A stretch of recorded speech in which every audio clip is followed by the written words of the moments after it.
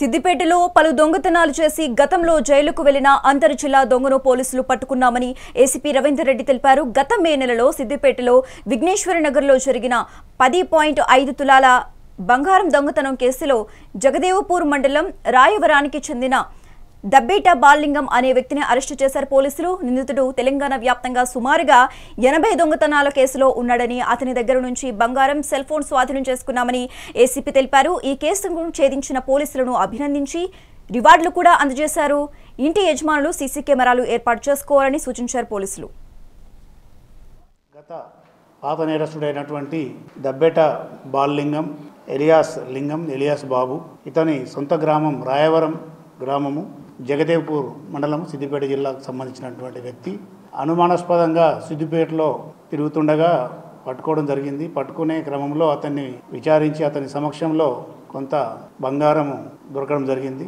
తదుపరి విచారించగా ఇతను గత మే నెలలో సిద్దిపేటలోని 3వ పట్టణ 3 టౌన్ పిఎస్ పరిధిలో కృష్ణమూర్తి శర్మ అనే పూజారి ఇంట్లో పట్టపగలు తాళాలు పలగొట్టి దొంగతనం చేయడం జరిగింది. దొంగతనంలో సుమారు 10.5 తులాల బంగారం ఆభరణాలు దొంగిలించడం జరిగింది. దానికి సంబంధించి విక్రయించే క్రమంలో ఈరోజు పోలీసులు పట్టుకోవడం జరిగింది. ముఖ్యంగా ఇతను ఈ దబ్బేట బాలలింగం సుమారు గత 15-16 సంవత్సరాల నుండి హైదరాబాద్, సంగారెడ్డి, మెదక్ మరియు కరీంనగర్, సిద్దిపేట, రాచకొండ కమిషనరేట్ పరిధిలో దొంగతనాలు చేస్తున్నారు. ఇప్పటి వరకు ఇతను చెర్లపల్లి, వరంగల్, సిద్దిపేట, సంగారెడ్డి జైలులో కూడా వెళ్ళడం జరిగింది.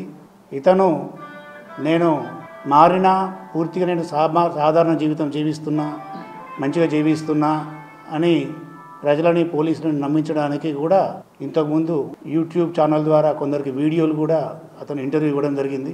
ఈరోజు మా సిద్దిపేట 3వ పట్టణ పోలీసులు అరెస్ట్ చేసి అతని సమక్షంలో ఈ యొక్క బంగారు ఆభరణాలు మరియు సెల్ ఫోను మరియు జప్తు చేయడం జరిగింది. గత